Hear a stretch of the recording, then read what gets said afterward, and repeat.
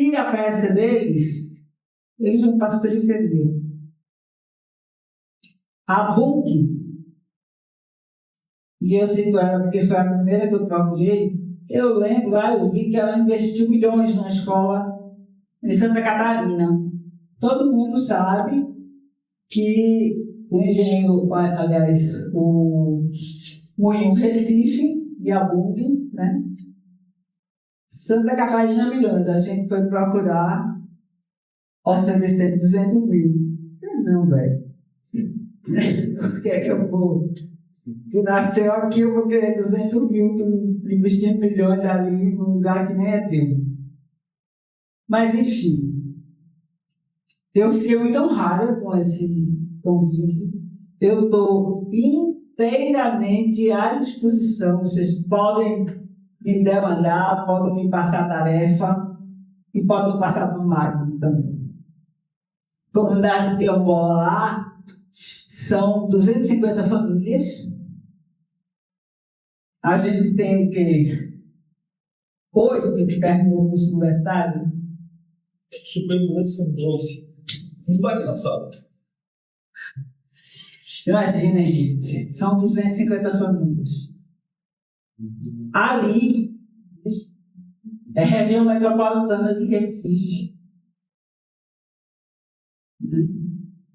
Então, contem com a gente. Agora, tudo que vocês forem pensar em realizar para a gente, chama a gente. Não pode chegar lá e dizer, eu pensei isso aqui para vocês. Você não me conhece. Não conhece o território. Você não sabe o que é que eu sonho. Olhar com a Né? Eu sou filho de vaqueiro. E o meu pai dizia que assim, a rédea tem que estar na sua mão. Sabe? É você, do mesmo jeito que você segura a rédea do seu cavalo, é você que segura a rédea de sua vida. Eu não posso colocar a minha vida para você pensar o que é que vai ser melhor para mim. Mas chama a gente que a gente está disposto. Obrigado pela oportunidade.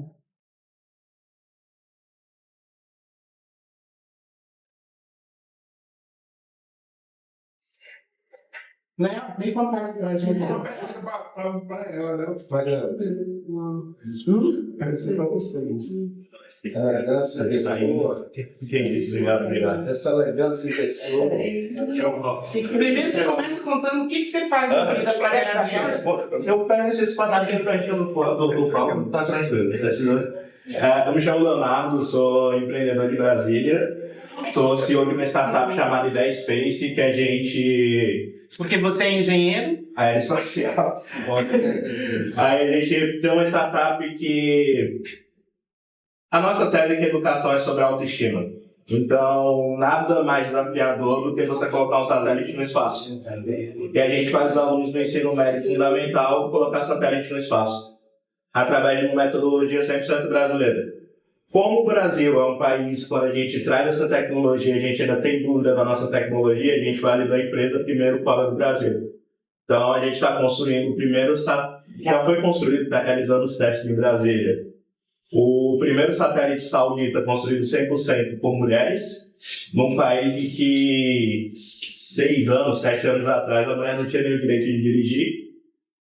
Também estamos construindo com os alunos do Azerbaijão, alunos de 12 a 16 anos, um satélite 100%, uma metodologia dele.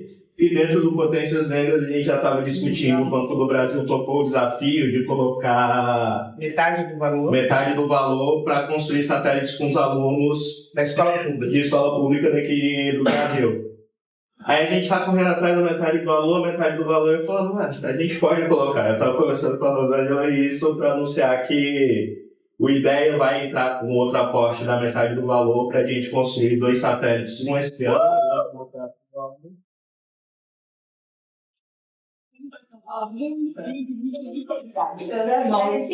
Chapão se aposentar, fechou o Potências Negras. Mas eu acho que o principal que eu poderia dizer também da essa sala é por que parar só em 2? Se a gente tem um país tão rico, então fazer esse convite de reflexão de quem mais quer entrar nesse projeto, poder construir com a gente, que eu garanto que a gente consegue popular bastante os alunos os alunos através da tecnologia espacial. Aí eu posso falar um pouco do case da empresa. A gente começou numa sala de um prédio comercial, de um local que não era nem nome em Brasília, com 4 alunos. Desses 4 alunos, tinha uma aluna negra com a gente, a Mariana, que ela estava no primeiro ano do ensino médio, isso ali em 2021, um ano depois da pandemia, depois de toda a loucura. E hoje a Mariana é uma estudante de astrofísica na Caltech. Olha aí. Então a gente consegue, através desse... A gente... Calma aí, tá dando vídeo. Eu acho que... Está embaixo da caixa. Deixa eu trocar então aqui. Não tem que mais, cara. Então, o que eu quero dizer com isso é que, com as provas que a gente já tem dessa metodologia, a gente consegue entregar para o aluno que está ali no seu ensino médio, pensando na sua carreira profissional, um ferramental que é uma potência que nem o aluno tem noção, porque ele pensa na solução, ele executa a missão espacial, tudo através dessa metodologia que Deus abençoe a gente de conseguir provar fora do Brasil e trazer isso validado agora para os alunos brasileiros também esse processo de construção. Aí eu pego também o projeto que a gente teve em Brasília. Dos alunos periféricos, 2 a gente absorveu na empresa de tão talentosos que eles são. Então, há uma maneira que a gente consegue aumentar a autoestima dos alunos no momento que eles precisam dessa autoestima para tomar uma decisão e a gente começar a fazer uma mudança muito importante no nível profissional que a gente tem. Que é tirar eles apenas do nível de ser técnico e colocar eles no nível de graduado, doutores e mestre no futuro. É isso.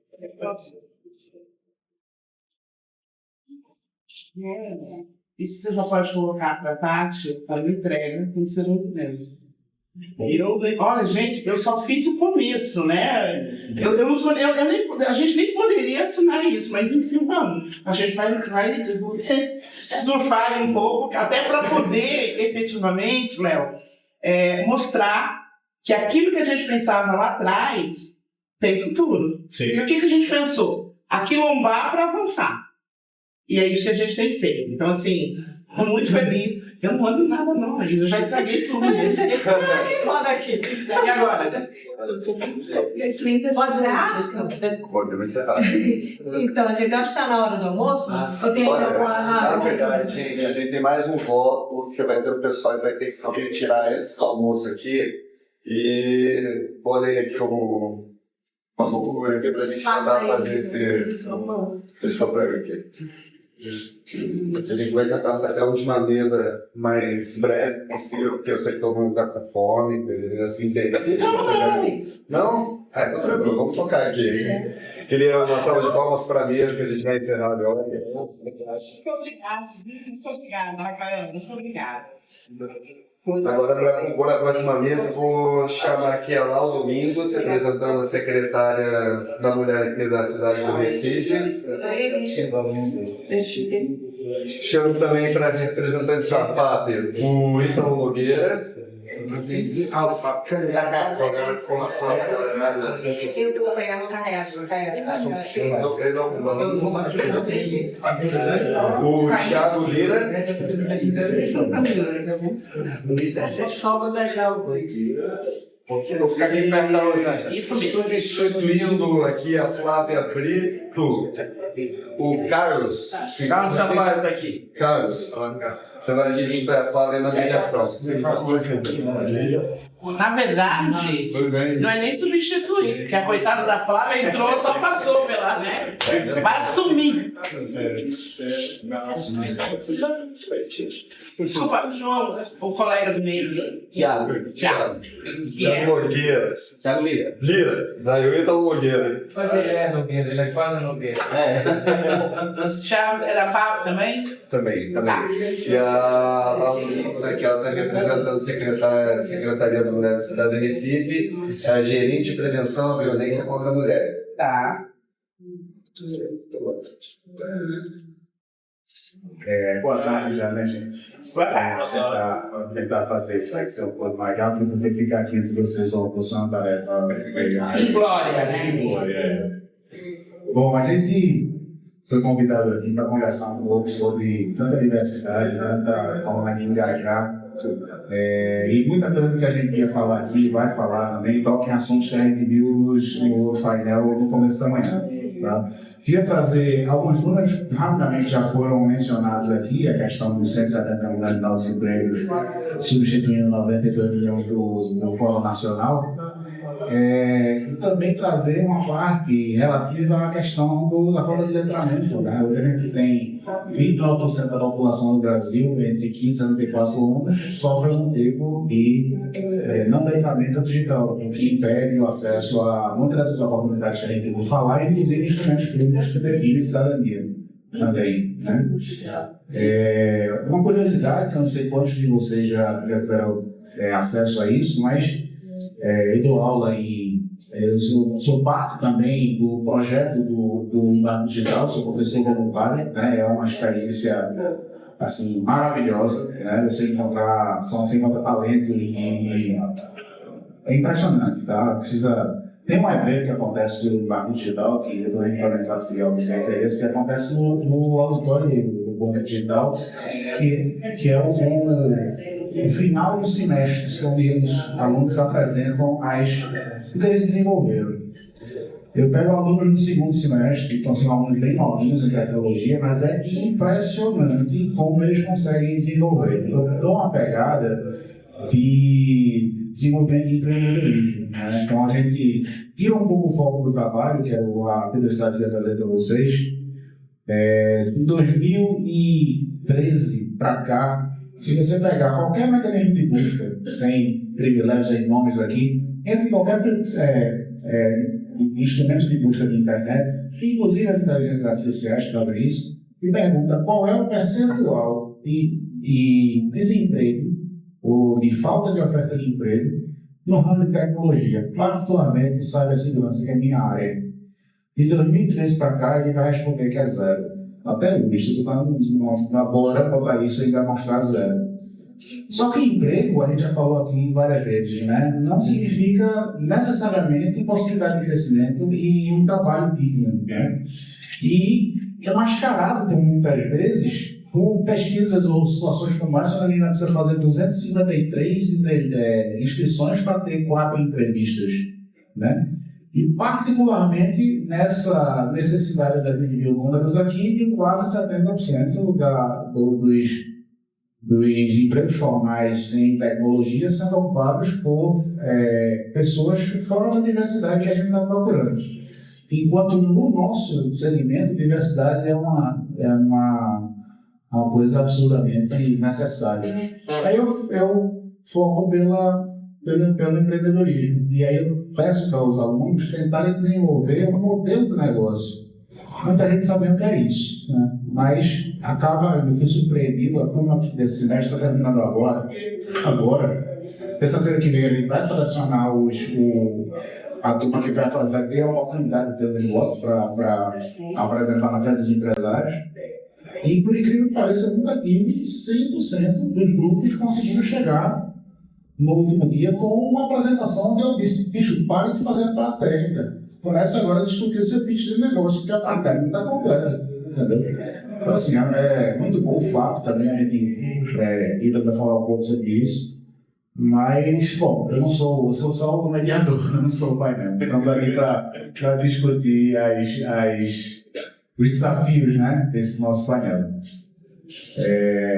Vamos lá, eu vou dar primeiro vez as damas, né? E começo com você. Bom dia, porque aqui em Recife é assim, a gente não almoçou, ainda não é boa tarde.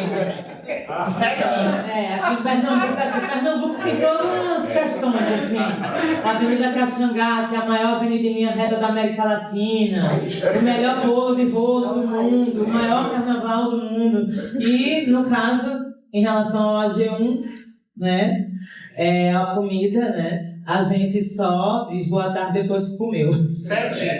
Mas, então, diante dessa pressão objetiva, vamos tentar trazer uma contribuição, né, para esse espaço. Meu nome é Laudijane Domingos da Silva, mas vocês podem me chamar de Lau. Eu sou uma mulher negra, retinta, oriunda do território de Igaraçu. Minha avó era rezadeira, eu cresci em um sítio. Nesse território tem um rio chamado Timbó, que tem 300 anos, que tem ainda uma estrutura de forno de cal e mulheres negras na casa dos 80, perto dos 90 anos, que infelizmente ainda trabalharam nessa estrutura, fruto da história escravocrata brasileira. Elas estão lá. Mas eu migrei com a minha família de território, no mesmo movimento que todas as famílias pretas e trabalhadoras desse país fizeram, em momentos históricos diferentes, em função dos chamados ciclos de desenvolvimento econômico, que não olhava as pessoas considerando seus processos e até o desterramento desses territórios. E a perda de parte da sua identidade nacional, que não é só baseada nos escritos oficiais. Mas quando a gente vai olhar a história da economia, a história do território, a gente tem que começar olhando a história das pessoas. Eu sou atriz, sou fazedora de cultura e hoje aqui trabalho na Secretaria da Mulher da Prefeitura do Recife e vim falar um pouco da nossa experiência. É um prazer estar com vocês. Nós aqui da Secretaria da Mulher, primeiro que a gente estabeleceu há pouco mais de quase uma década, na revisão do plano diretor da cidade, que a questão de gênero tinha que ser uma questão estruturante e transversalizada no olhar e no pensar da agenda das políticas públicas e dos investimentos da cidade. Nesse sentido, e a questão da gestão das novas tecnologias e a oferta dos serviços públicos é uma referência para a gente. E nesse sentido, começou-se a fazer estudos de como você, diante de uma população que está nascendo menos gente, morrendo mais gente, diante de uma situação que grande parte das pessoas não tem estabilidade de acesso à internet pública, né? E depende da relação com as operadoras. Diante da situação que uma parte dessa população não foi alfabetizada para acessar os aplicativos, entender os caminhos, abrir as janelas, entender as verificações, né? Bote a senha, bote o rosto, bote isso, bote aquilo. Uma pessoa que não é alfabetizada, uma pessoa que não é alfabetizada já teria dificuldades, uma analfabeta funcional já tem dificuldade. E, em função da velocidade como essas coisas se operam, as pessoas não tinham conseguido se adequar. E aí a gente cria o Conecta Recife, que é uma estrutura que conecta o território onde você vive, os serviços que estão ali, do carro de lixo que passa, que tem um sistema que acompanha a coleta de lixo no município para saber se está funcionando, né? E o Conecta Recife tem esse georreferenciamento, né? Então eu trouxe aqui o Conecta como uma ferramenta que o pessoal da empresa tem muito mais propriedade para poder falar, obviamente, né? Eu não sou da área, eu sou essa mulher preta que estou na caminhada aqui com vocês, para recuperar o tempo perdido, né? E aí eu lembrei agora do DNA do Brasil, né? DNA do Brasil é um soco no estômago, né? Todo mundo tem que olhar e falar muito sobre isso. E nós, da Secretaria da Mulher, nessa mesma pegada, amparados por esse guarda-chuva, iniciamos, a partir da rede de enfrentamento à violência, o chamado prontuário eletrônico, que o Clarice Lispector, que aqui é um dos centros mais antigos do Brasil, no que diz respeito à proteção de mulheres vítimas de violência, todo o nosso sistema ele não era informatizado há 4 anos atrás. Só que esse formulário é um formulário que lida-se com ele, primeiro com o elemento do sigilo, só com a ordem judicial se tem acesso, porque a gente está falando de risco de morte da vida das pessoas. Segundo, a gente precisava botar 11 páginas dentro de um formulário para ser atualizado e utilizado, porque ele é vivo, porque a mulher, a gente não dá alta, por exemplo, do setor de psicologia, quem se dá alta é ela. Né? Então, a gente oferta psicoterapia para essa mulher, assistente social acompanha essa mulher e a advogada acompanha essa mulher, dentro de um mesmo prontuário. E o prontuário eletrônico vem no sentido de integrar, dar agilidade e potencializar a oferta desses serviços que são Então a gente começa o processo na gerência de prevenção e enfrentamento à violência, porque essa é a emergência, é salvar a vida da mulher. E aí, com o suporte da Emprel, a gente constituiu o prontuário eletrônico. Esse prontuário, ele está para a nossa rede de enfrentamento toda, que foi ampliada aqui e está sendo territorializada, porque tem que chegar perto, obviamente respeitando os protocolos de segurança.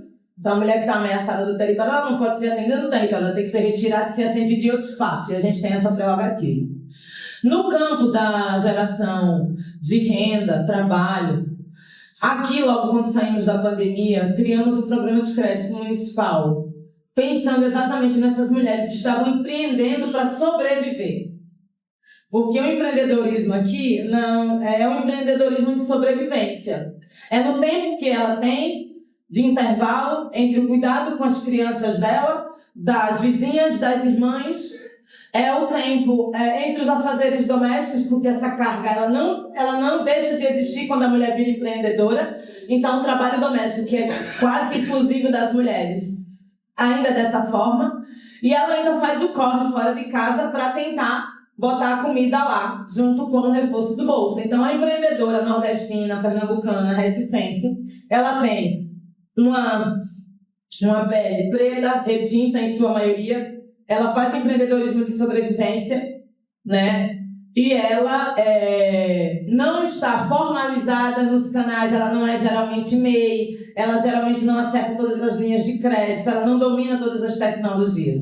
E o que a gente fez aqui? Nós temos 3 iniciativas. A primeira é a Rede de Mulheres Artesãs. Hoje um grupo de mulheres, e está na base das 1.000 mulheres nesse cadastro, territorializado e por RPA e por bairro.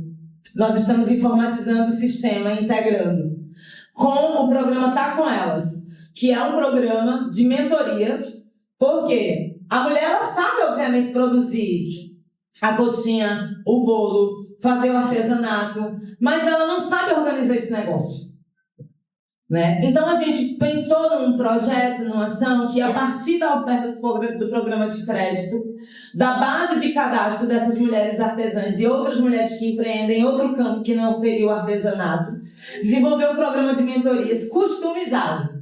Então a gente começou entendendo quanto essa mulher vive, quantos filhos essa mulher tem, quais são os serviços que ela acessa, qual é o dia a dia dela, qual é o horário da água. Porque a hora da água, ela não pode fazer nada, ela tem que pegar água, porque só tem água naquele horário. E aí, a partir disso, da realidade concreta, a gente pega o conteúdo da comunicação, então a gente ensina ela a produzir as peças midiáticas para projetar o serviço dela, o negócio dela. A gente também dá assessoria para ela entender as possibilidades financeiras. Então, a importância dela se tornar MEI, acessar créditos. Que créditos são esses? Né? Tem uma conta própria do negócio para não misturar com a conta da feira.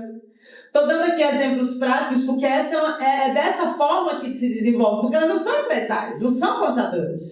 Ensinamos e explicamos as questões das facilidades de ser um MEI e quais são os direitos que elas teriam acesso e as outras possibilidades. Então, a formalização do negócio, né?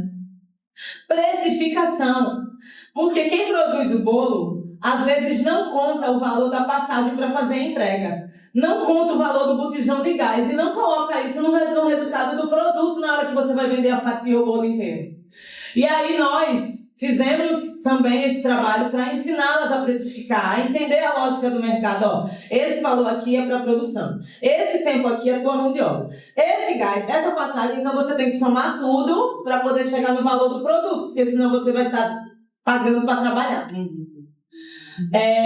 Então a gente tem o Tá Com Elas, que é esse guarda-chuva de mentorias, são todas mulheres, né? As mentorias são presenciais. Hoje nós temos mais de 400 mulheres na comunidade do Tá Com Elas, dentre elas artesãs e outras linhas de trabalho no campo do empreendedorismo. E temos orgulhosamente o anúncio do Marta Almeida. Marta Almeida se encantou muito jovem. Marta é uma liderança preta do movimento de mulheres, se formou em psicologia, assim como a história das pessoas pretas desse país. Minha avó teve 14 filhos, nenhum deles foi para a universidade. Hoje só tem 3 vivos. Minha família tem pouco mais de 100 pessoas, talvez um pouco mais que isso, somando minha família materna e paterna. Somente 3 pessoas foram para a universidade. Eu estou com 45, eu fui a primeira. Uma das minhas primas, que é da segunda geração após eu, tentou, mas não conseguiu concluir porque engravidou e casou. E apenas uma outra se formou. Então, 2 formadas e uma tentando se formar. Então, o atraso, a dívida, ela é muito grande nesse sentido. Então, a gente tem que ter esse olhar também. Assim como o olhar da dimensão do sonho. Porque o jogo que a gente tem que jogar é esse agora. E como é que a gente aproveita as oportunidades, enfrenta os problemas estruturais e tenta dar o passo seguinte? Porque a plena emancipação do povo e a reparação histórica não vai acontecer em 4, 10 anos. É preciso manter uma pisada firme na agenda das políticas públicas e no investimento. E com esse olhar, faça para com a nossa participação. Então, esse princípio nosso de escutar essa mulher, entender a lógica dessa mulher, a dinâmica de vida dessa mulher, como ela se organiza, o horário da creche, o horário que termina a faxina, o tempo do ônibus para ela poder se deslocar na cidade. Tudo isso foi considerado para vencer esse programa. E Marta, o Centro Marta Almeida, ele fica na rua mais bonita do Brasil, a Rua Bom Jesus. Fica aqui. Primeiro que tem o nome de uma mulher preta num prédio histórico. No centro turístico do Recife, é algo que as pessoas geralmente não pensariam em fazer. Nós conseguimos construir. Isso é muito simbólico, muito importante, porque as primeiras mães dessa terra foram as indígenas e as negras. Tá aí o DNA do Brasil. E da forma como foi feita. E existem saberes, existem ensinamentos, existe uma trajetória, existe uma narrativa que precisa ser considerada e visibilizada. E nós aqui entendíamos que o centro que hoje oferece formação na área de gastronomia, audiovisual, moda, tendo as novas tecnologias como uma transversalidade. Todos esses cursos técnicos são precedidos de conteúdo de informação de gênero, raça e a questão de classe, porque é importante pensar o mundo do trabalho sobre esse olhar de onde viemos, quais foram as oportunidades que tivemos e por que precisamos enfrentar os desafios atuais. E tratar as populações do jeito que elas são, né? Respeitando a história delas e entendendo os desafios que são diferenciados. Então, nós temos essas 3 iniciativas, nós temos esse trabalho integrado a partir da rede de prevenção e enfrentamento, com a utilização dos nossos prontuários eletrônicos e integrando essas mulheres após a saída do ciclo de violência a outras políticas. De imediato, ela é integrada à saúde, educação, segurança, e os processos de acolhimento necessários. Após ela se fortalecer, conseguir sair da situação de risco, a gente começa dentro do plano de atendimento a integrá-la nas outras agendas, inclusive essas da empregabilidade no mundo do trabalho. E em relação às ações específicas de formação profissional e geração de renda, nós estamos trabalhando com o Centro Marta Almeida, com a rede de artesãs da cidade do Recife, e o programa está com elas em função dessas questões das mentorias. Então, é um pouco dessa experiência que a gente queria trazer para vocês e a gente se coloca à disposição. Eu estou achando incrível, estou aqui apertada pelo horário, mas queria estar aqui o dia todinho com vocês, porque está sendo muito bom. Obrigada. Não, pare com isso, tem hora para comer, tem que ter um conceito. Prezando aí, mais uma vez, prezando pela nossa agilidade aqui de conseguir terminar isso daqui. Obrigado pelas informações. É um trabalho lindo, informações que assim, contribuem bastante. Vamos tentar construir isso aqui, já estamos organizados aqui, tá? Vamos tentar colocar um pouco de agilidade nisso, né? Muito bom. Vamos lá. Boa tarde, pessoal. Meu nome é Thiago Lira. Sou empreendedor. Fui convidado pelo Softex para vir aqui falar um pouco da minha experiência com o FAP. E fui agraciado com essa manhã riquíssima aqui. Não esperava, não sabia do tema, mas estou encantado. Realmente vocês são potências e entregam demais. Maravilhoso o trabalho de vocês. E aí eu vim aqui para falar da minha experiência como empreendedor, que é o finalzinho dessa jornada do FAP, que a gente recebe esses profissionais, esses alunos que são formados aqui na Academia do Softex.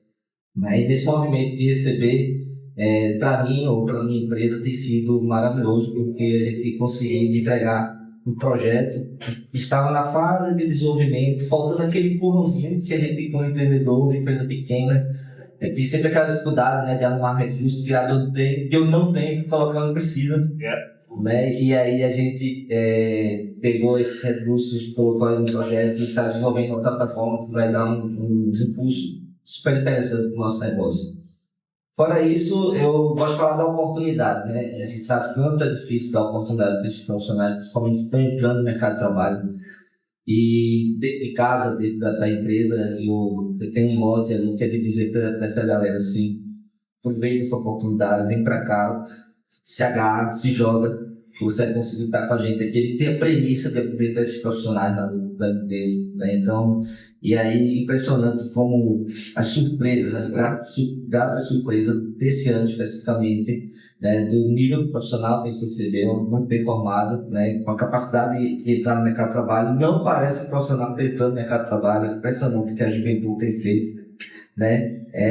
E aí eu gosto de falar alguns causos, né? Vou falar um caos aqui, 2 causos super bacana. O primeiro, super coincidência, eu vim pra cá ontem do Rio, coloquei o endereço do Softex no táxi, e aí o taxista viu o Softex e disse pra mim: quando você vai pro Softex, você participa daquele programa lá que faz o treinamento. Eu tô querendo me inscrever para participar do treinamento, querendo deixar de ser taxista, entrar no mercado de trabalho como desenvolvedor. E eu disse: pô, fantástico esse trabalho que você está fazendo. Eu sempre veio, e aí foi o caminho inteiro falando com ele, com o taxista, explicando, falando. Deixei meu contato com ele, né, para ele facilitar, indicar e dar depoimento, e falar, ajudar no que ele precisasse. E uma outra coisa que eu queria falar é um caso meu, pessoal, de 25 anos atrás. Eu estou há 25 anos no mercado de tecnologia, e eu entrei no mercado de tecnologia com a empresa do Ítalo, o Ibis, né, lá atrás, e eu passei exatamente por essa necessidade. Eu precisava estagiar, saindo da escola técnica, precisava estagiar, não tinha oportunidade, sabia que quando foi difícil, e aí eu tive a oportunidade de trabalhar lá na Loutrin na época, né, e fui abraçado, passei 11 anos trabalhando com os meninos, e aí o Ítalo me disse aqui agora: pô, o Thiago também é um blogueiro. Mas assim, agradecer aos meninos, que eu não esqueço disso, e aí levo isso pra minha vida. Sempre que eu posso dar a oportunidade, trago junto.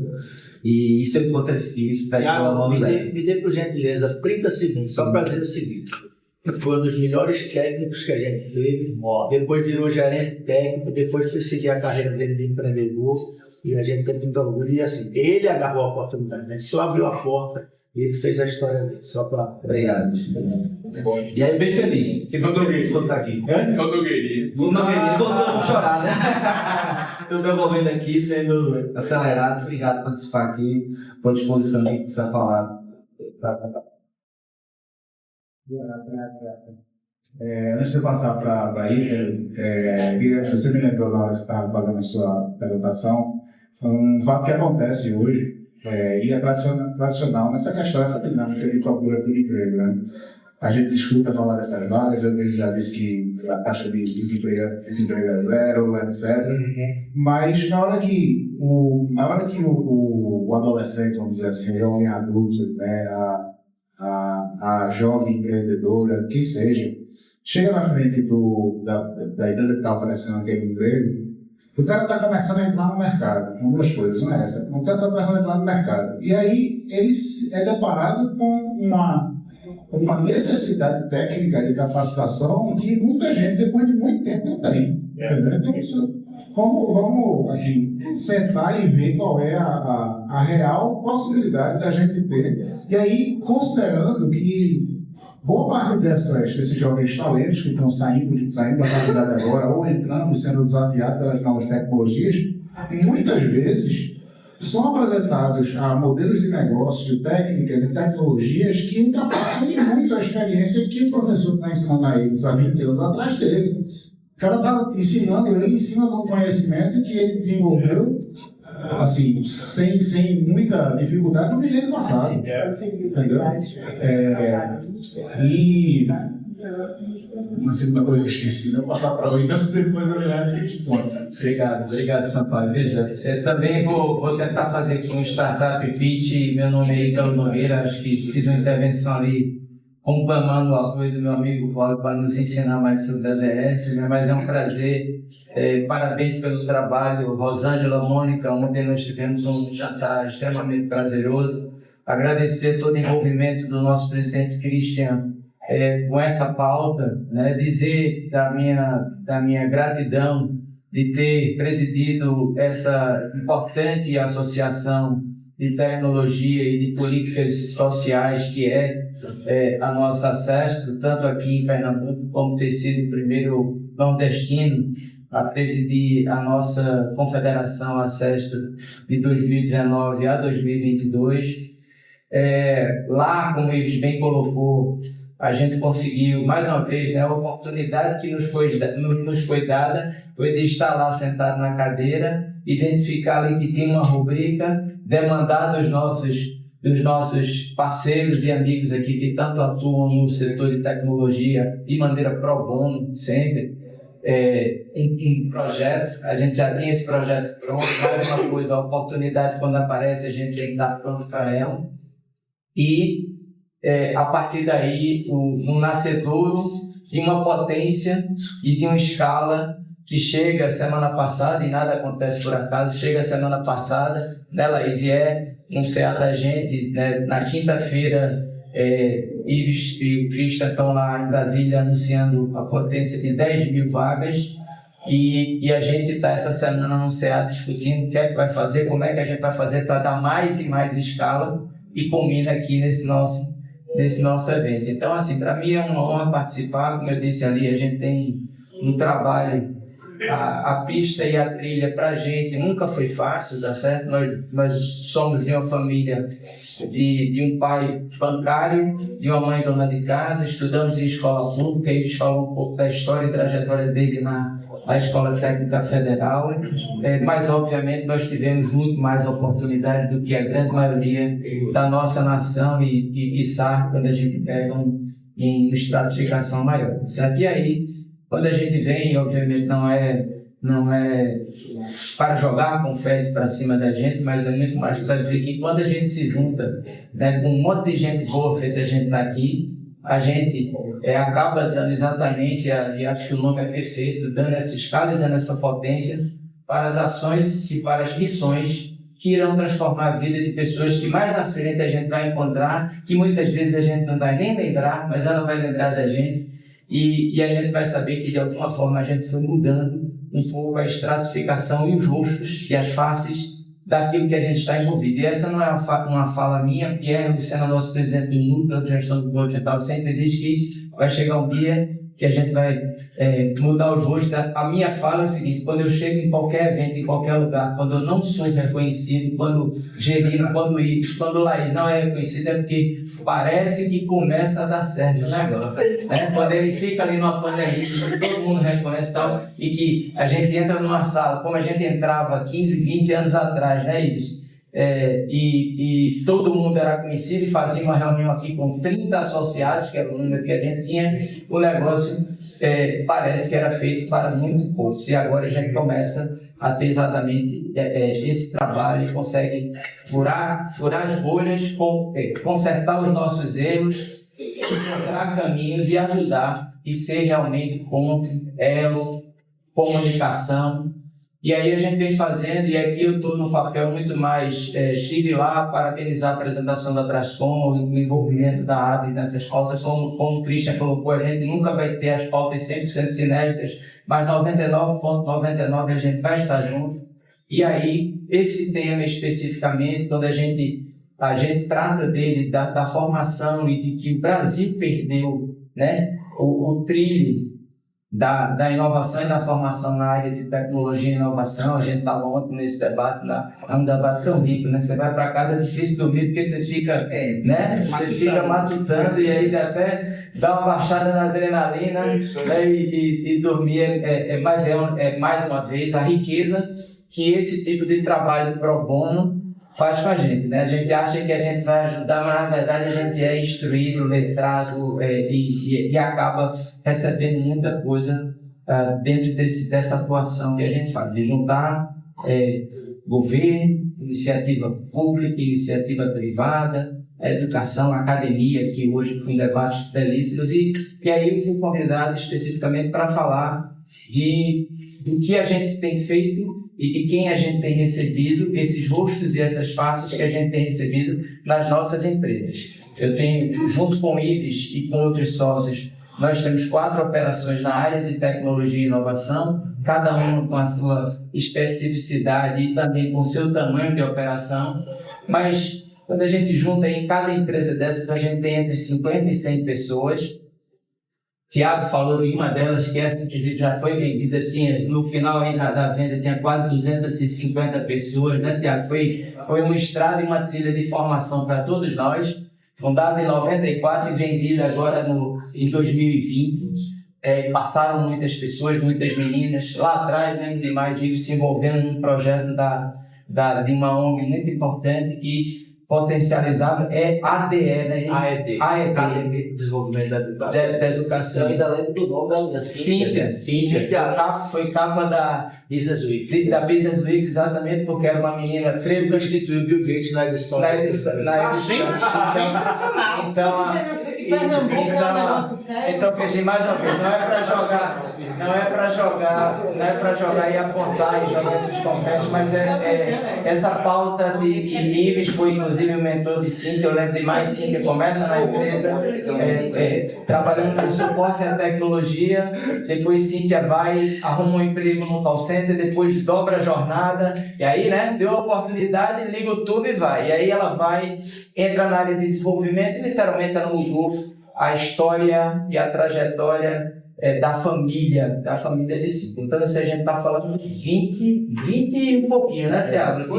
20 e poucos anos, então eu lembrei disso quando eu estava ali atrás. E mais recente, obviamente, dentro desse movimento, começa ali pequenos, como empresário nessas operações. Eles falou já da D2In, uma das nossas operações aqui no Ponto Digital. São 12 que vêm do FAP, vários que vêm do Embarque Digital, que é outra formação que a gente tem aqui no nosso ecossistema. Na Iulo, que é uma PropTech, uma empresa voltada para a área de propriedades e construção civil. Eu estava hoje de manhã pegando exatamente a estratificação. Nós temos nesse exato momento 6 profissionais. Nós perdemos um, aí às vezes o nosso CTO, CEO, fica com o coração partido porque perdeu, aí a gente com o chapéu de empreendedor, a gente chora, com o chapéu institucional, a gente ri porque o negócio está dando certo, que eles estão passando e elas estão passando, então construindo o caminho, como o de Tiago, que aqui está. Fiquei muito grato, Tiago, de ver você aqui, de participar desse painel. Não sabia, inclusive, que teria formato de painel. Então, a política pública, a gente vem. E ontem eu estava conversando com o Daniel sobre Daniel do TCU, né, com a visão dele, o olhar, uma visão tão progressista, tão legal sobre os caminhos para a gente destravar. A gente sabe que o gestor público muitas vezes está muito amarrado na sua cadeira. A gente conversando sobre a possibilidade, né, como é que a gente vai trazer indicadores, porque sem números e sem indicadores a gente não vai conhecer se o trabalho da gente está indo para o caminho correto. Então, voltando para meu pitch de empreendedor, esse é um exemplo de uma política que o projeto estava pronto, as pessoas de maneira proativa construíram a formação, a gente forma uma menina, a gente forma um jovem, a gente forma alguém que vai fazer transição de carreira por R$5.000, 200 horas, então é R$25 a hora para essa formação. Quando você compara com todos os... E aí, Daniel, talvez tenha um trabalho legal do TCU e um trabalho legal da gente, como entidade, e nosso presidente deu uma saidinha, como entidade, olhar como é que está esse valor de formação e essa entrega de um profissional, esse indicador de entrega de um profissional para o mercado de trabalho, em quanto tempo isso volta. Eu não tenho dúvida que o retorno do investimento é muito rápido, e aí a gente vai dar mais e mais potências para que a gente possa literalmente mudar a história desse país. Eu sempre digo, e aí fechando aqui, nessas operações são quase 25 pessoas que são oriundas do FAP, mesmo o FAP sendo muito recente. Nós temos 4 profissionais que vêm do embarque digital, então são 29 desse universo aí de 200 e poucos profissionais que a gente tem nas nossas empresas. Então eu acredito que a política está fazendo bem, que a gente está conseguindo absorver. Tem, obviamente, o chamamento para que empresas grandes possam se plugar e que a gente realmente consiga aproveitar mais esses jovens e essas pessoas e os cidadãos que estão fazendo a migração de carreira. E óbvio, como empreendedor e como líder institucional, eu sempre digo, né, como eu falei ali, Laísa, e até deixando aqui em público, não quis criticar o trabalho da Laís, sempre me letra muito sobre o Tech Woman, dizendo assim, ainda não é hora de abrir. E a gente tem debates maravilhosos, porque ela diz, o trabalho que a gente está fazendo aqui é um trabalho de construção que vocês vão ficar na calçada. No dia do lançamento a gente é convidado e é maravilhoso. É maravilhoso porque para que a gente entenda, para que a gente mude, para que a gente... Não é fácil para quem está na posição da gente, tá? Por isso que a gente precisa do apoio incondicional e desse letramento, e não é diferente na área de tecnologia. Então, como empreendedor e como investidor em algumas startups, eu digo sempre que a gente não mudará esse país, não mudará essa nação, se não for através da educação, através da inovação e através do trabalho totalmente coletivo e participativo. Então, repassando aí a palavra, eu queria agradecer as nossas instituições. Estava lá no momento, nós somos todos passantes, né? No dia que a gente quiser ficar campanhando muito tempo, tem alguma coisa errada, a gente tem que construir as novas lideranças, mas como empreendedor, como alguém que está aqui nesse ecossistema que nunca teve a chance de fazer outra coisa, eu nunca tive, obviamente é perfil, nunca tive a chance de ter uma carteira de trabalho. Desde o primeiro momento, montei minha empresa, já quebrei 2 empresas, né? Tive essa chance de aprender muito, quebrando empresas, passando muito sufoco, mas hoje, como empreendedor e como empresário, eu digo que fazer o que a gente faz e receber principalmente uma política pública tão boa como essa, ela tem que ser reverberada pelo Brasil, que vocês levem, né, para vários lugares que vocês estarão visitando, estarão rodando com esse seminário e do lado da gente, como empreendedor e como um líder institucional, a gente vai continuar tentando fazer um pouco a parte da gente, que não é favor nenhum, é nossa obrigação de a gente tentar mudar a história do nosso país. Muito obrigado.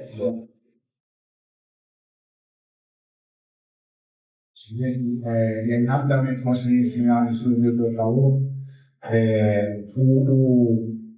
a transversalidade que existe de tecnologia abre um monte de oportunidades. Conversas como essa daqui, onde cada pessoa tem uma experiência, um background diferente, tem uma história, um projeto, e que podem contribuir, são riquíssimas, porque muitas vezes, inclusive, isso é uma das deficiências que na academia a gente percebe.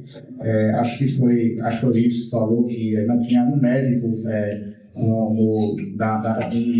em transição de carreira. Eu tive a oportunidade de participar de um hackathon na USP de medicina, e o hackathon consistia em apresentar soluções digitais para problemas médicos. Eram raros os grupos que chegavam com uma pessoa de tecnologia. E era impressionante você ter grupo de 3 médicos que estavam tratando análise de dados e alguma coisa de tecnologia bem rigorosa. Então, essa falta de conversa que existe naturalmente entre os setores esconde muitas dessas oportunidades. E eventos como esse daqui traz isso à tona. Eu vi histórias riquíssimas aqui, de novo falando pela academia, a gente consegue pensar aqui em projetos absurdos, né? Você pode criar coisas de outro mundo simplesmente pela interação da necessidade, que nem necessariamente é uma coisa de modelo de negócio, mas necessidade pessoal, com a capacidade que a gente tem de ajudar utilizando conceitos de tecnologia, tá? Mas, enfim, só queria fazer que esse evento é riquíssimo, aprendi muita coisa. Eu queria só terminar minha participação aqui, antes de abrir para a pergunta, dizendo que hoje também eu ouvi que você tem que sair da zona de conforto e não está sendo um lugar onde você tem o domínio total e completo da situação. Hoje eu me coloquei aqui numa situação Por mais que seja conversa com amigos, conversas com novos amigos e antigos amigos, não está muito dentro do que eu normalmente faço, mas é muito gostoso você participar disso. Porque se você estiver somente participando daquilo que você sabe, crê e domina, o que é que você está aprendendo, né? E hoje aqui eu quero agradecer a todos vocês, aos meus colegas de painel aqui também, por ter sido uma audiência que aprendeu bastante, que ela levou muita coisa para casa. Obrigado. Antes de devolver para a terminação, alguém quer fazer alguma pergunta para qualquer um? Beleza? A organização vai fazer uma pergunta. Minha pergunta vai ser para a Lau, porque quando a gente estava fazendo um pouco do estudo aqui das práticas no Recife, a gente encontrou aquela política de Recife sem racismo, né? Sim, onde o aplicativo. E aí você mencionou que tem uma iniciativa muito parecida dentro da Secretaria da Mulher, só que não é a mesma coisa, né, que esse Recife sem racismo. Eu queria entender quais são as implicações de fazer e as diferenças para essas duas perspectivas aí, Jean. Bom, eu não sou desenvolvimento web, não faço desenvolvimento de sistemas, portanto não vou saber explicar porquê, enfim. Mas as ações da Secretaria da Mulher, elas estão há uma orientação basilar. Todas as políticas públicas precisam se integrar para ampliar o acesso e melhorar a qualidade desse acesso à ferramenta das novas tecnologias. E aí o Conecta Recife, como eu te falei, esse guarda-chuva, né, que acompanha, coleta de lixo para saber se o caminhão passou mesmo na rua que tinha que passar e no horário que tinha que passar, né? Quando tem os anúncios relacionados à situação climática, que aqui, inclusive, a gente faz treinamento, simulação nos territórios, né? Fora outras iniciativas. A Secretaria da Mulher, ela utiliza o que a gente chama de prontuário eletrônico para a rede de enfrentamento à violência, e aí todas as nossas unidades, Clarice Lispector, Ser Clarice e as unidades descentralizadas operam com um formulário único e só acessam as técnicas autorizadas a acessar aquele nível de informação para acompanhar o atendimento da mulher que é vítima de violência e decidiu nos procurar. Porque como esse é um serviço que envolve risco de morte, envolve decisão dela porque existem estágios no processo da violência, agudização, é um ciclo. E para romper esse ciclo, infelizmente, vários episódios, vários processos ocorrem. Inclusive o da tentativa dela de tentar mudar o agressor e o companheiro, porque ela não quer se divorciar dele. Ela quer que ele mude. Que ela quer, ele é o cara que ela apresentou à família. Que ela teve um menino, que a família se ajuntou para fazer o casamento, que ela não quer que aquela relação acabe. Ela quer que ele pare de violentar ela. Então, o processo do acompanhamento, e por isso que a gente falou, o prontuário ele é vivo. Porque ela chega hoje, dia 29, na unidade pedindo ajuda, porque sofreu uma agressão física ou porque chegou num limite psicológico que ela não tem mais condições e ela decide procurar ajuda. Então, é uma decisão da mulher. Então, nós temos o prontuário que a partir do momento que ela decide ser usuária do sistema, que ela decide, né? Aí é onde a gente constrói o plano individual, que é a partir da ferramenta do prontuário eletrônico. E a partir dali a gente cuida do ingresso e do acompanhamento dela. E essa é uma ferramenta utilizada pelas técnicas e não pela usuária. Porque essa é a equipe técnica. Em relação aos nossos programas vinculados a empreendedorismo, nós estamos desenvolvendo junto com a Emprel, dentro dessa mesma pegada, que foi o prontuário eletrônico, um sistema único para acessar os nossos programas de formação profissional e os nossos espaços, e o da mentoria, que aí são 3 iniciativas. Está com elas a rede de artesãs, que a gente tem hoje um trabalho articulado com a FENEARTE, com os shoppings, os principais shoppings aqui, o Rio Mar, o Shopping Itacaruna e o Plaza, aliás, o Rio Mar não, Plaza e o Shopping Itacaruna, onde a gente tem um trabalho de exposição sem ter custo para essa mulher que é artesã. Então, a prefeitura acompanha da seleção dessas mulheres, a organização e as tratativas com o shopping, e ela entra com o trabalho e o produto dela sem custo adicional. Então, a gente está desenvolvendo esse outro sistema que é para que eu sou uma mulher empreendedora, sou cantora, sou empreendedora, quero organizar minha carreira e eu quero sedutar com elas. Então, quando eu abrir o sisteminha lá, quando eu for no link, o link vai ser para os programas e ações de formação profissional. E aí vai estar o Marta Almeida, que aí tem o curso do audiovisual, da gastronomia, vai ter a rede de artesãs, porque ela já é artesã, ela tem o trabalho dela, só que ela quer potencializar, ela quer ir para as feiras, ela quer participar do quiosque do shopping, ela quer participar de formação. Então ela pode optar por se credenciar na APA. Ou ela pode escolher fazer um programa de mentoria e educar com elas e fazer parte da comunidade. Ou eu sou artesã, ou eu sou cantora, eu quero organizar meu negócio e eu quero se educar com elas. O link será o mesmo de acesso, o formulário é o mesmo, só que você vai direcionando de acordo com a área de interesse dela, né? No caso do aplicativo de denúncia de casos de racismo, esse é operado diretamente pelas vítimas, não é? Então, as pessoas acessam o sistema, fazem o registro do ocorrido.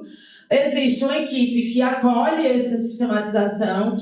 Existe o Centro de Direitos Humanos, Margarida Alves aqui, que também dá suporte a esse acolhimento das vítimas de racismo. E a equipe da Gerência de Igualdade Racial faz os encaminhamentos para os órgãos, certo?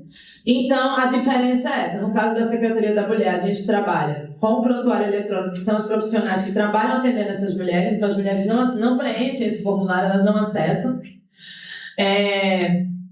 No caso nosso, dos programas de empreendedorismo, autonomia econômica, a gente está finalizando a estruturação desse formulário unificado em parceria com a Emprel, mas é um campo onde estarão todas as ações integradas, entendendo que ela pode, tipo, eu sou da Rede Artesãs, estou a estar com elas, eu estou aqui há 2, 3 anos, mas agora eu quero me organizar no meu negócio, agora eu quero estar com elas. Não tem temporalidade, então ela vai lá e continua acessando. Os editais vão ser publicados nesses links, ou seja, vira uma central de informação e um espaço para ela poder melhorar e se qualificar. E no caso da ferramenta, do aplicativo das boas práticas de enfrentamento e combate ao racismo, esse é o fluxo. A pessoa que é vítima, ela acessa a plataforma, a equipe de retaguarda faz o acolhimento e encaminha. É isso. Eu observo Bernadette, complementa aqui. É que esse sem racismo ele é fruto de várias ações de vários movimentos. Inclusive, à época, quem estava à frente é um grupo de psicólogos que criou algo que chama o Observatório. Né? Então, é assim, como é um órgão da prefeitura, um órgão público, não é um órgão que muda muito de gestor. Desde que muda de gestor, muda alguma coisa na forma de fazer. Então, a gente tem um grupo que funciona meio como se fosse um paralelo, né? Quando a gente tem acesso à informação, aí outros grupos já começam a denunciar. Então, uma coisa que funciona como se fosse paralelo é o Observatório Negro, que é basicamente uma coisa de negros, a Comissão da Igualdade Racial, da OAB, e o próprio MNU tem lá uma das coordenações que também acompanha. Paulo,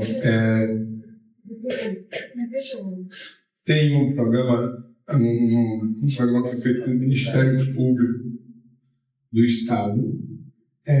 O programa foi feito e então vai me ajudar, porque eu me dei um branco no nome do programa que se chamava as empresas. MPLabs. MPLabs, pois é.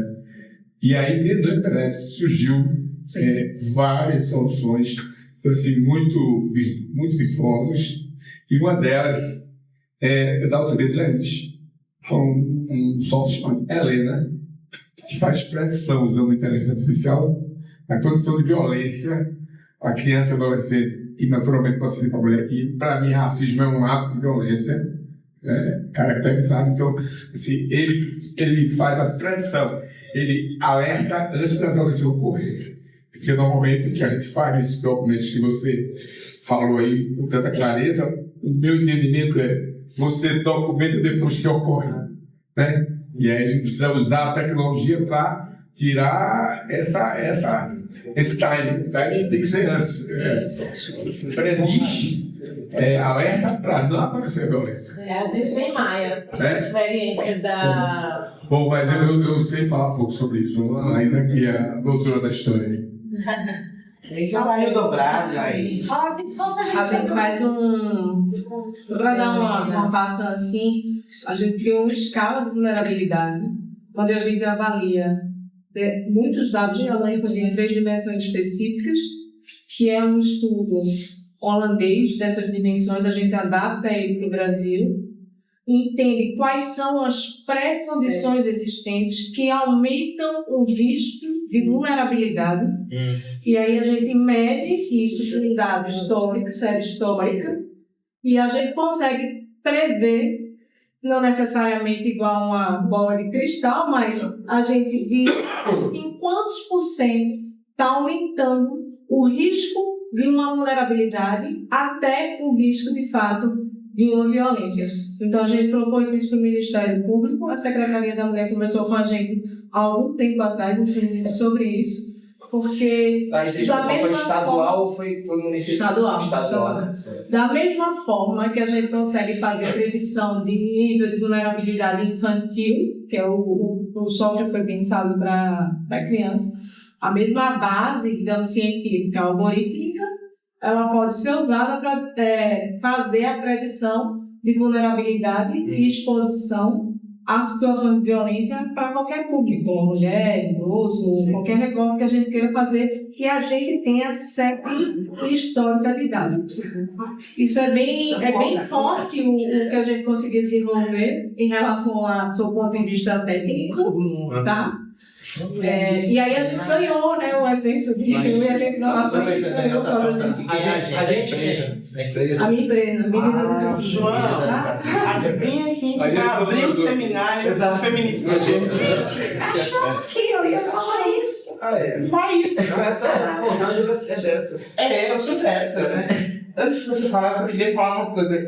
Ítalo e Christian, 3 associados da CESP, perguntaram qual foi o critério para ser escolhido Recife para fazer o seminário do Boas Plásticas.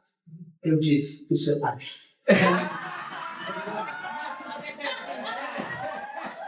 Sentar o bolo de rolo.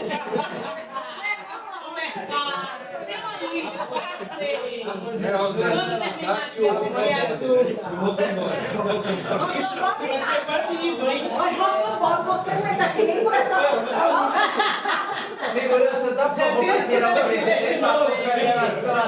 aqui, né? Você contado. Eu quero continuar dizendo que eu te conheço, mas aqui em Pernambuco o pessoal perguntar, você gosta do que ele fala? Não, nunca não sabe. Eu só queria reforçar 2 coisas que eu acho que são importantes nesse mesmo. Primeiro, antes, né, a história do pega a visão, né? Então, e o Ítalo pegou a visão imediatamente. Eu acho que isso que é bacana. Você está num espaço de troca de experiências e de reflexão, e você vê a partir disso a potencialidade de se caminhar. E aí, eu acho que a questão que o Cláudia, né, trouxe, eu queria voltar a ela, eu acho que ela tem muito a ver com esse comprometimento que é social e que é político, né? E claro, como disse bem a Roberta, também de negócio. Porque quando você olha para um mercado que, de fato, a gente, né, escuta muito do ponto de vista corporativo, as empresas estão falando de compliance, as empresas estão falando de ESG, né, Roberta?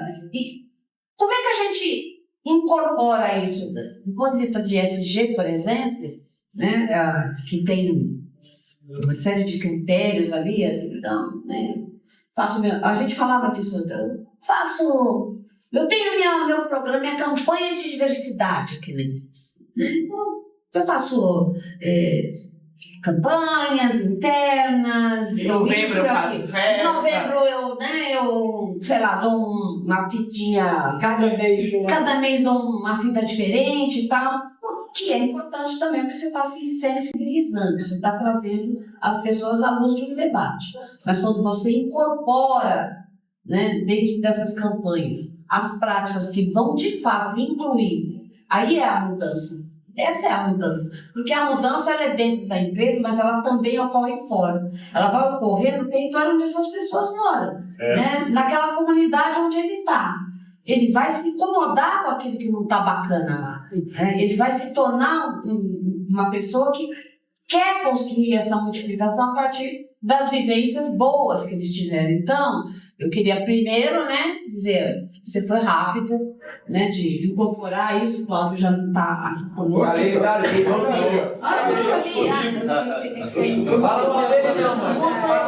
Fala mal dele, não, mano. Mudou o foco ali, né, de visão, mas o Cláudio está aqui. E eu acho que a gente não é marco regulatório ou civilizatório porque é bacana de fazer, né? Mas porque tem um comprometimento. Então, primeiro, eu te agradecer, te parabenizar, né, a SEB por esse olhar. Acho que é por isso também que foi Pernambuco, né?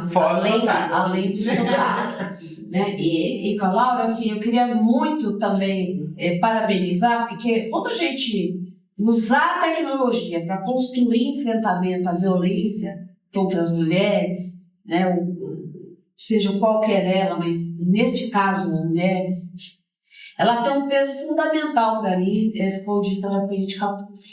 Eu venho de uma cidade que também procura construir esse tipo de estratégia.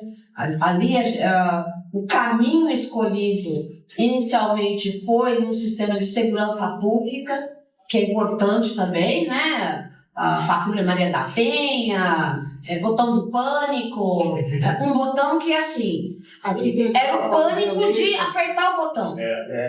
O pânico era de apertar o botão, porque se apertava e não acontecia nada. Aí ficava maior ainda. Então, quando a gente está falando de empreender essas tecnologias, é importante, mais do que empreendê-las, das pessoas conhecerem, delas saberem como utilizar isso. E aí eu acho que é fantástico, né? Empresas que trabalham com essa lógica, vocês aqui, poderem massificar isso também a partir daquilo que a tecnologia pode qualificar a política pública, né? Aquela que efetivamente vai para a ponta, porque essa vai lá para a periferia, né? Essa vai lá para o quilombola, Bernadette disse muito bem aqui, né? Quando a gente diz nada de nós sem nós, é porque essa tecnologia social empregada no quilombola, ela pode ser massificada, multiplicada e qualificada em estratégias de plataforma, por exemplo. Mas se não perguntar para a Bernadette, a gente não vai saber, né? Como é que isso pode funcionar ali, né? Como é que o botão pode funcionar lá no quilombola, né? Então, não é exatamente uma pergunta, mas ratificando aqui, né, o que vocês estão falando, que fortalece muito essa visão que a gente quer fazer de integração estratégica que qualifica a política pública. Eu acho que isso é fantástico. Obrigado.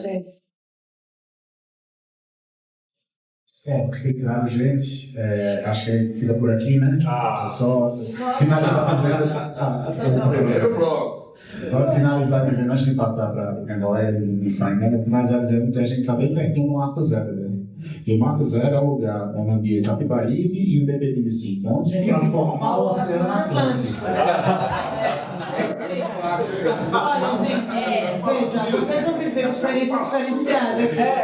Vão entender porque Pernambuco, em alguns momentos, as pessoas dizem Pernambuco é meu país. Olha, mas, sim. Eu devo contar um negócio a vocês. Quando acabou o carnaval, e se anunciou oficialmente a pandemia. Sim. Clarice Lispector, ele não fechou as portas nenhum dia. E o WhatsApp estava muito na moda. E o que foi que a gente fez? A gente criou o Zap Mulher, porque a gente já tinha o 0800, mas na hora da confusão as mulheres não conseguem ligar, porque não tem como ligar, mas ela pode fechar a porta, se trancar em algum canto e mandar um áudio ou mandar uma mensagem de texto. E do outro lado tinha uma pessoa. A tela tá dançando. E do outro lado tinha uma pessoa que era uma técnica nossa. De dia e de noite, inclusive nas madrugadas, respondendo as mensagens.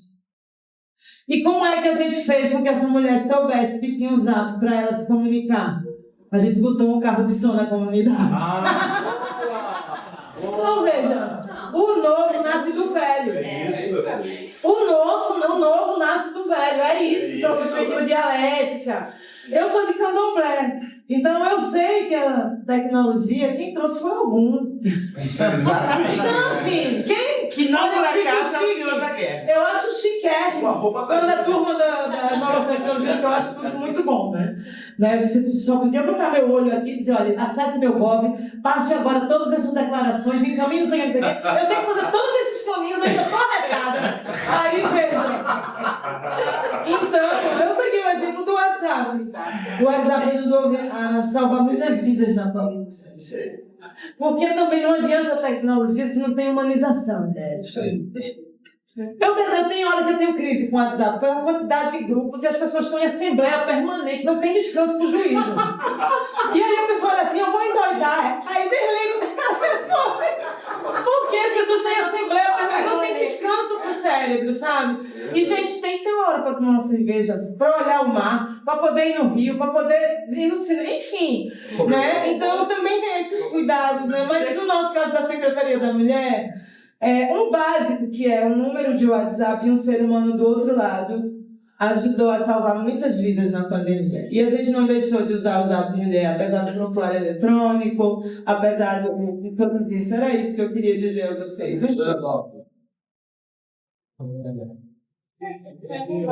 vou finalizar também aqui, Sampaio, minha fala, dizendo que foi um prazer participar.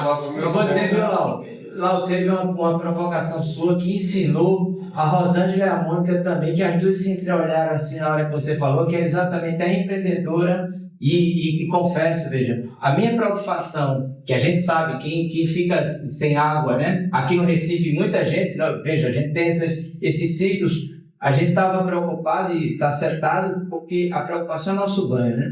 Mas aí você traz essa visão exatamente da empreendedora que não pode participar de uma formação que vai melhorar a vida dela como empreendedora porque é o momento de buscar algo. Esse é o processo e por isso que a gente está aqui, para a gente aprender, para a gente abrir o olho para essa coisa que parece tão simples, mas é literalmente um grande desafio que a gente ainda tem dentro desse mundo tão tecnológico e tão inovador, mas que a gente precisa da coisa mais básica do mundo, que é a água, para cuidar da gente, das nossas famílias. Então, muito obrigado e foi um prazer participar.